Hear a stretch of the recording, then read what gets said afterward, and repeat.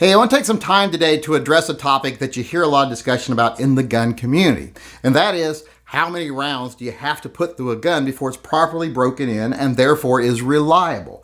Or do you even have to break in modern guns? That's a question I get quite a lot. In fact, I got it in a live chat last night. So I thought I would do a video today to address whether you really need to break in modern guns or not. But first, let's look at why that became a thing, why breaking in a gun became a common practice. Well, the reason is guns are machines. And until very recently, a lot of gun manufacturers used some really old techniques when they made these machines. They would forge or cast their pieces, and then they would pretty much hand fit them together. That's where a lot of people complain nowadays, guns aren't hand fit anymore, which is kind of a silly argument, and we'll talk about why that is here in a few minutes. But first, let's look at why you had to break in older guns. Since guns are machines, there are parts inside your gun that have to work together, and they have to work together in a very intricate manner.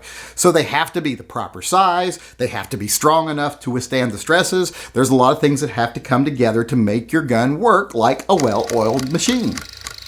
Well, one of the problems with these older manufacturing processes is you could not produce parts to an exact size. What you would do when you had to make two pieces that work together, you would make the first piece, you'd make it a little oversized, you would mill it down to the size you needed it to be, and then you'd drill it out or whatever you had to do to it to get it right, and then you'd work about making the second piece that had to interact with it. And this second piece had to match perfectly with this first piece. And the problem came from the fact that you couldn't just manufacture that second piece to the perfect size to interact with that first piece. If you tried to do that, you might end up with a piece that's, right off the bat, a little too small, because often there's a shrinkage percentage when you manufacture pieces. So if you try to manufacture them to an exact size, there's a chance they'll come out a little too big, a little too small. Now, a little too big isn't that big of an issue, but a little too small means that piece is wasted right off the bat. You just have to throw it away.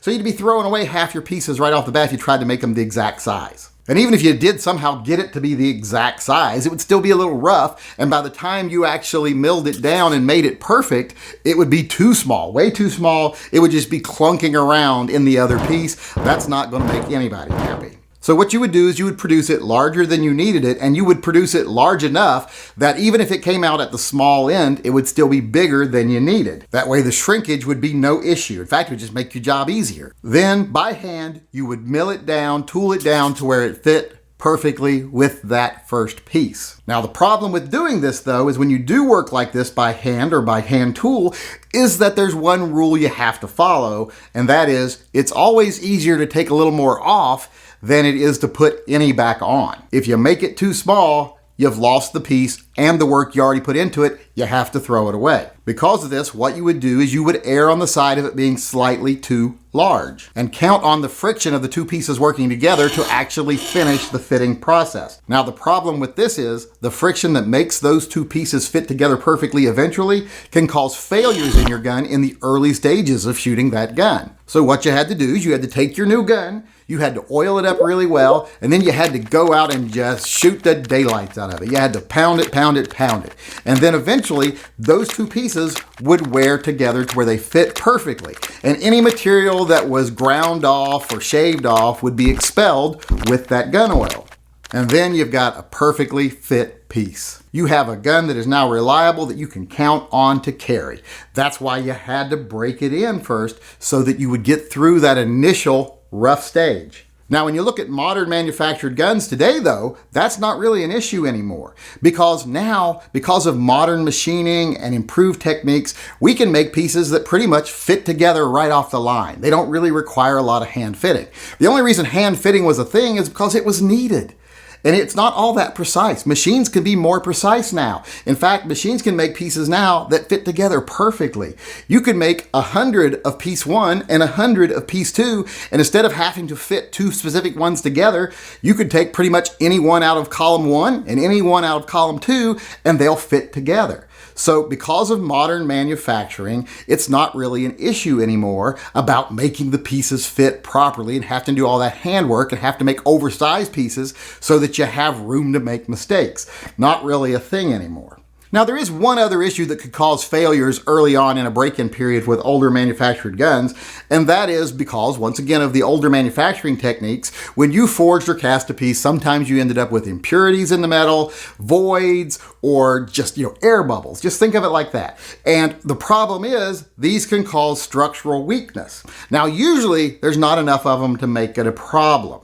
But sometimes you'll have a piece that either has too many of them, too large of an issue, or several little voids can line up together to make an issue, to weaken the piece to where it will not have a normal lifetime.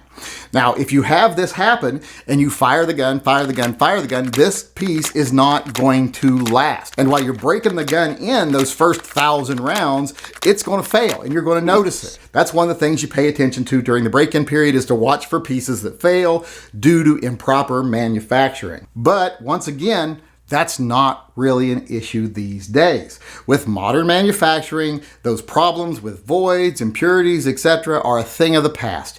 You would have to be really skimpy in your manufacturing and really sloppy with the way you do your work for that to be a problem. It's just not a problem nowadays. So as you can see, modern guns really don't need big break-in periods. This whole notion that you got to fire 1,000, 2,000 rounds through a gun before it's safe, no, that's just not the case anymore.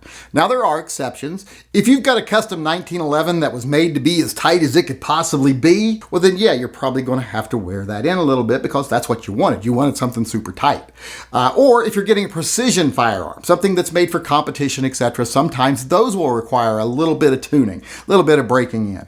But as far as guns off the shelf go, no, they don't require huge break-in periods anymore. You don't have to worry as much about faulty parts, but it does still happen. You still do get faulty parts, but luckily nowadays they show themselves pretty quickly because it's usually a big manufacturing error or misdesign or something. So when you get a new gun, you can go out and put as many rounds through it as you want. I suggest you do go out and put as many rounds through it. Put as many types of rounds through it as you can, many different manufacturers, just to see what the gun handles and what it doesn't, because not all guns shoot all rounds. They don't shoot all brands of any certain caliber. There's some types they won't shoot. Some won't shoot hollow points as well as they do full metal jackets, etc. It just matters what type of gun it is. So go out and test it. But if you buy a gun and you want to be able to go out and carry it, with confidence, knowing that that gun's going to be reliable, just go to the range, put 50 to 100 rounds through it of what you're going to carry, the ammo you're actually going to carry, and that gun is pretty much going to be safe because manufacturing techniques are so good now that these guns don't really need to be broken in.